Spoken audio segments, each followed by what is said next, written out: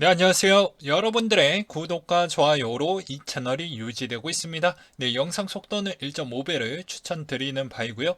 네, 이번에도 어떤 소식이 나왔는지 같이 한번 내용을 보도록 하겠습니다.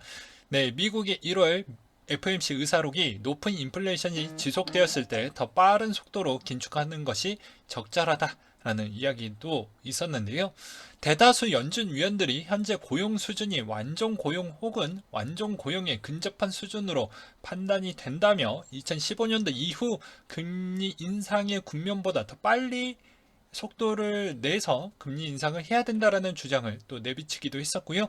일부 연준 위원들은 3월보다 빠른 QE 종료를 지지하는 한편 다른 일부 연준 위원들은 과도한 긴축이 위험할 수 있다라고 지적을 하고 있는데 그 위험성은 무엇이냐면 이제 불경기가 나올 수도 있다라는 여지를 두는 것입니다.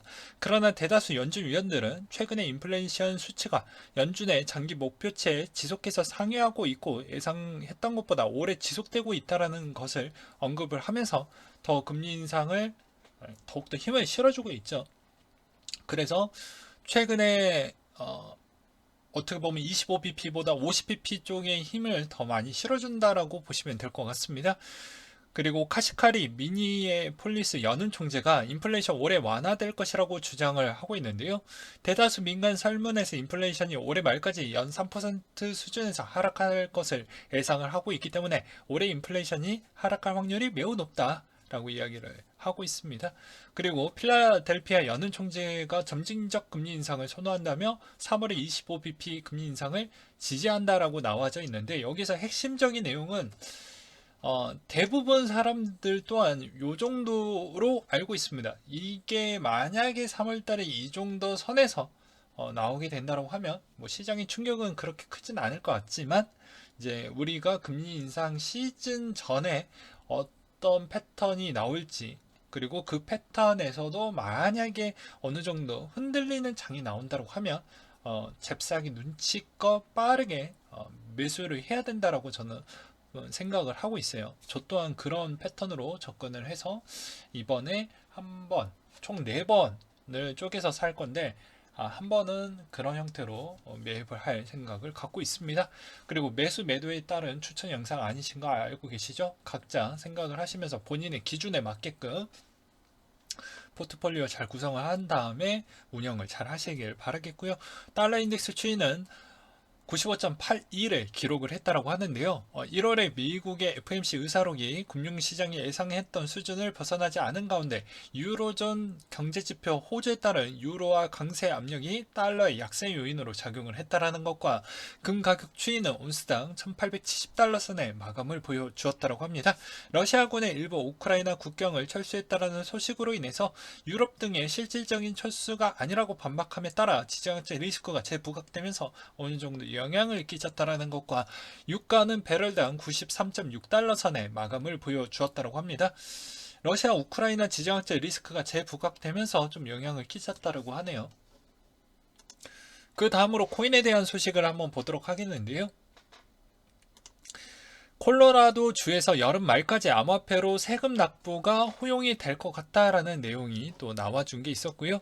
그 다음으로 러시아 매체에서 우크라이나 친러 항군의 장악, 루안 리스크에 폭격을 했다라고 해서 뭐 이런 기사가 나왔습니다. 그렇다 보니까 이제 이런 짤도 나오고 있거든요. 우크라이나 상한 요약이라고 해서 보게 되면 총을 드는 것 같이 보여지지만 저게 실제 라이터였다. 그러니까 이것으로 알 수 있었던 내용은 겁만 주려고 하는 것뿐이지 않겠냐라는 그런 내용이 좀 있었고요. 그리고 이 내용이 나오면서 또 재미난 것은 무엇이었냐면 그 시간대 기준으로 보게 되면 이 시간대 제가 좀 빠르게 확인을 했었거든요. 그리고 나서 또 주식도 그 시간대 충격으로 갑작스럽게 또 영향을 또 고스란히 또 받더라고요. 그리고 크립토 시장도 똑같이 시간 대비 그대로 또 소폭 또 조정을 또 받기도 했습니다. 그래서 그 점이 좀 재밌었는데 이걸 좀 알아보니까 제가 시간을 쪼개서 또 알아봤습니다. 근데 이게 알아보니까는 또 훈련상의 그런 부분이었지 뭐 그게 뭐 폭격을 뭐 한 건 뭐 아니었다, 뭐 훈련 중이었다, 뭐 이런 형태였고, 그리고 사진도 대조했던 게 또 맞지도 않았고요. 그리고 해당 내용을 또 보게 되면 꼭 전쟁이 일어났던 것처럼 이렇게 나와져 있지만 실상은 또 그렇진 않고 훈련 모드였다, 뭐 이렇게 나오면서 또 사과에 따른 뭐 기사 내용이 또 나오기도 했었죠. 그 기사 내용 나오기 전에 제가 또 따로 확인을 했었을 때는 뭐 그랬다라는 것을 또 여러분들한테 알려드리는 바입니다. 그리고 그 다음으로 퀀텀의 상승 이유 제대로 알아봅시다 라고 해서 닉네임 암호화폐 박사 학위를 가지셨던 분이 글을 또 써주셨는데요. 간단하게 내용만 보도록 하겠습니다. 지나간 과거 부분은 뭐 반감기가 되었을 것 같고요. BS의 합류와 중국 채굴 등의 부분이 뭐 있는데 일단 반감기는 지나갔습니다. 예, 지나갔고 리브랜딩은 로고만 바뀌었죠.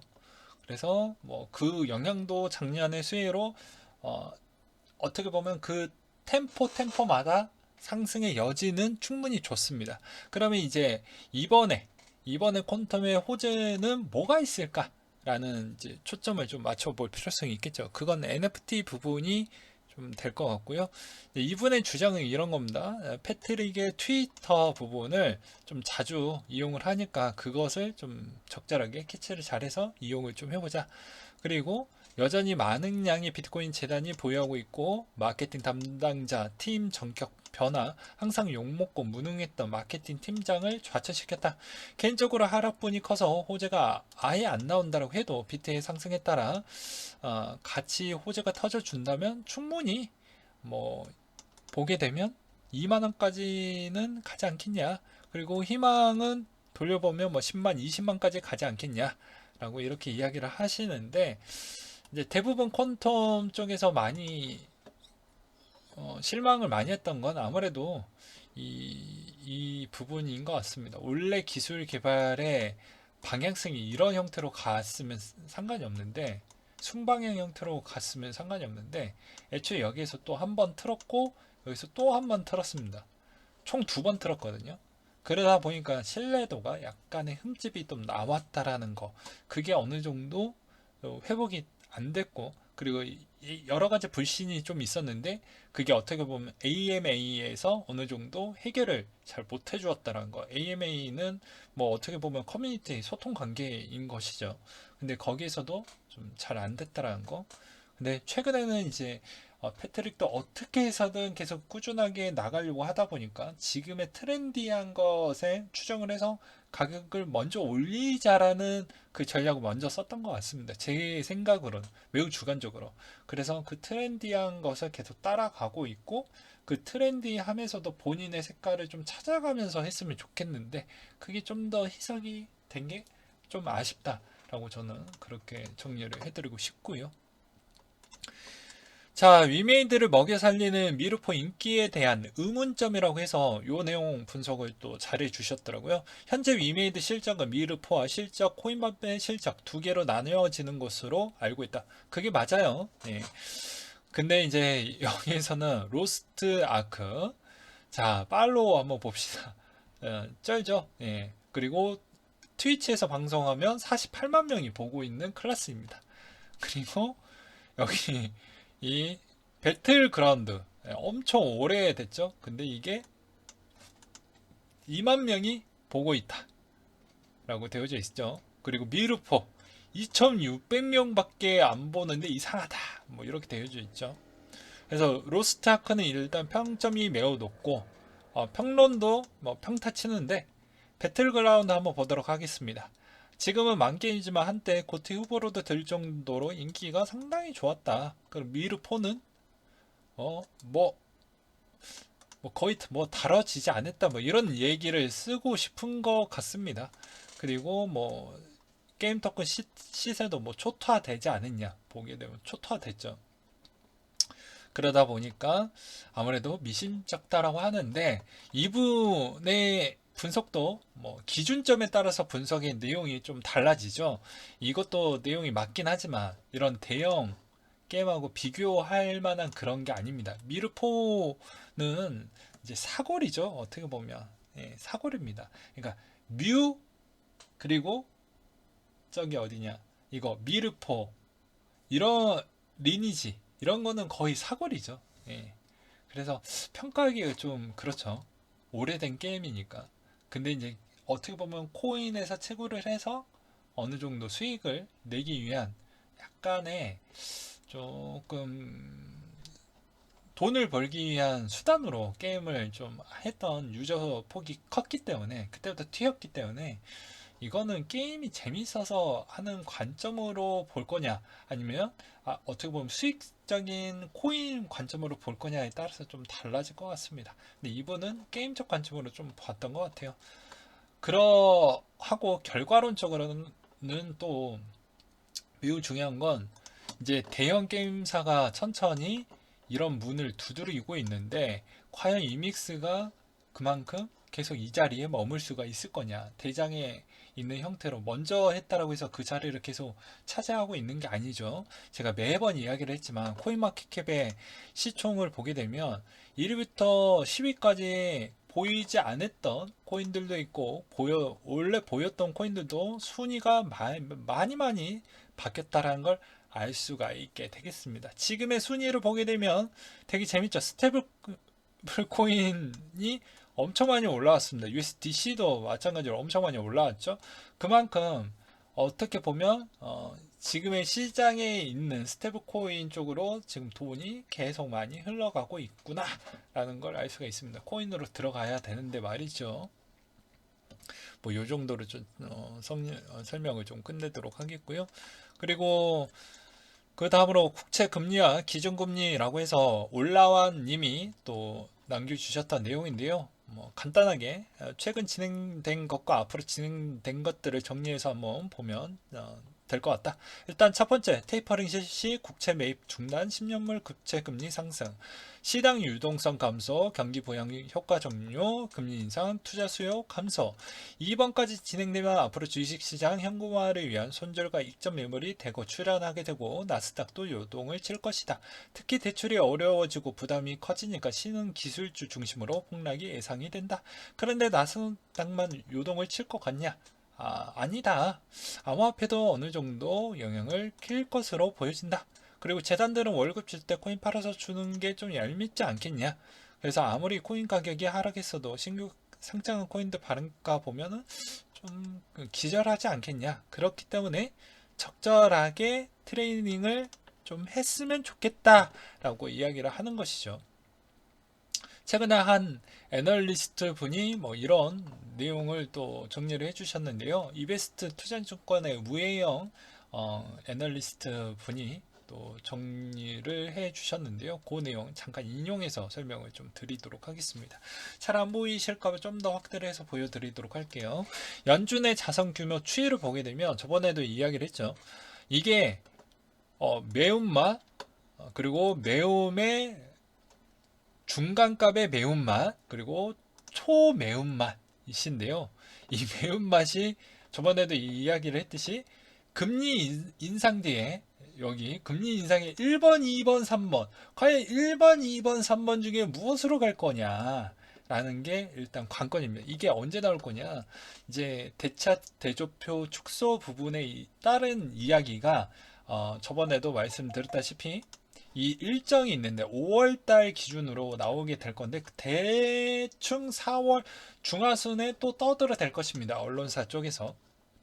그럼 여러분들은 저번에도 말씀드렸다시피 이 강도를 우리는 예측하기가 어려우니까 시드를 못해도 4번, 아니면 난 좀 더 쪼개서 뭐 6번이나 8번까지 뭐 놓쳐가지고 연준이 발표한 시기만큼 맞춰가지고 뭐 이렇게 해가지고 횟수를 똑같이 맞춰가지고 하는 것도 괜찮겠죠.